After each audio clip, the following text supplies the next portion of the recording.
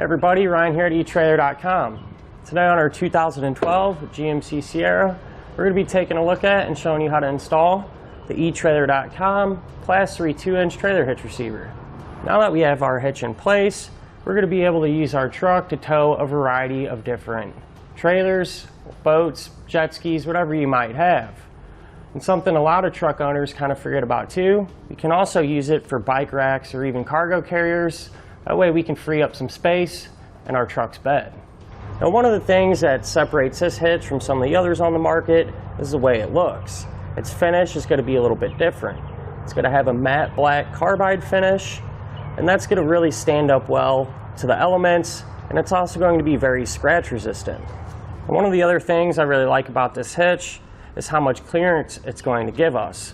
It's going to stick out a little ways past our bumper, enough to give us that good clearance for our hitch mounted accessories, and it's going to be easier to get our hitch pin and clip out, but it's not going to stick out so far that it's going to be annoying and look bad.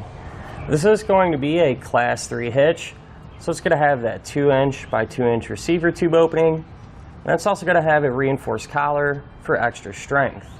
Now the hitch pin hole is going to be your standard 5/8 size in diameter. And keep in mind it does not come with a pin and clip, but if you need one you can find it on Etrailer.com. Now the safety chain openings aren't going to be huge, but they are going to give us enough room to use just about any size hook that we might have without hitting anything or making interference with our pin and clip. Now something I do want to point out, if you want to keep the rattle and noise down in between your connection point here, I'd recommend the Let's Go Aero Anti-Rattle hitch pin lock. What that does is it's going to remove all that slop in the connection point and keep everything fixed solid. It's also cool too because it is locked. That way your accessory or whatever you have plugged into your receiver tube is going to be locked to it.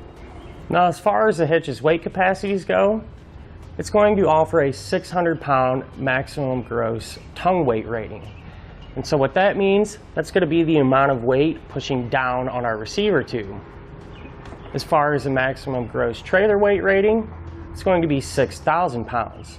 So that's the amount of weight pulling on our receiver tube.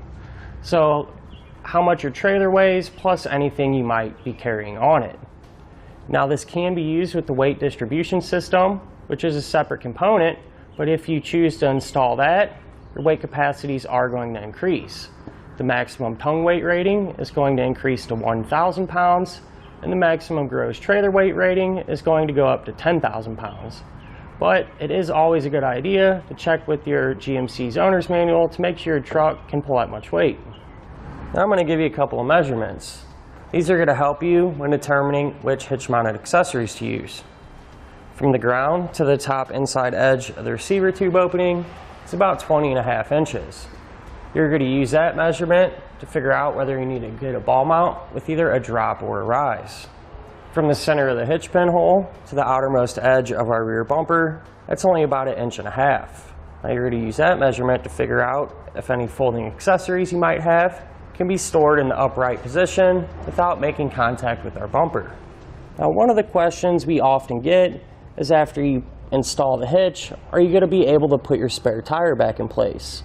Well, as you can see here, it's going to fit with no problems at all. Now speaking of the installation, it's going to be really straightforward and simple to do, so let's go ahead and do it together now. To begin our installation, I went ahead and lowered our spare tire and set it off to the side. Now every truck might not have this bolt, but if it does, we're going to have to remove it. We'll hold the top of it with a 21 and remove the nut with a 21 also.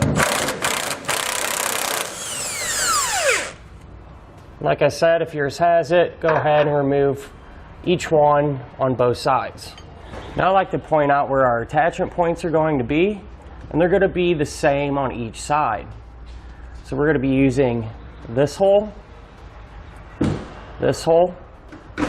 then if we come towards the center of the truck, there will be this hole and this hole.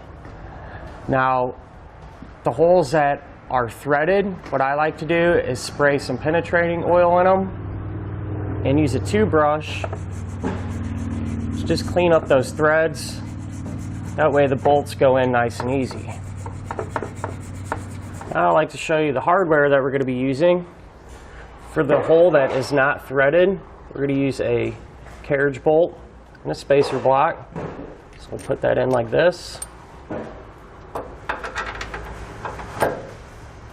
And set it from the top down. And for the holes that are threaded, we're going to be using just a regular bolt and a conical tooth washer. Now you want to make sure that the teeth on the washer are always going to face up towards the hitch. So it'll go on like this. Now with an extra set of hands, we can lift our hitch into place.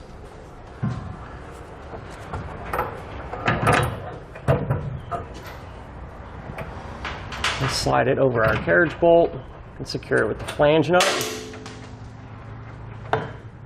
Now we're going to want to get one bolt started on each side, hand tight. That way the hitch will support itself while we work on the rest of the hardware. With all of our hardware in place and hand tight, we can now snug it all down. Use a 3/4 inch socket for our carriage bolts.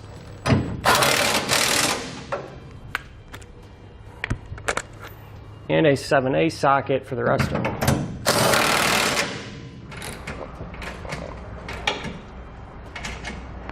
Now we can use a torque wrench to torque our hardware down to the proper spec. And you can find that torque specification in your instructions.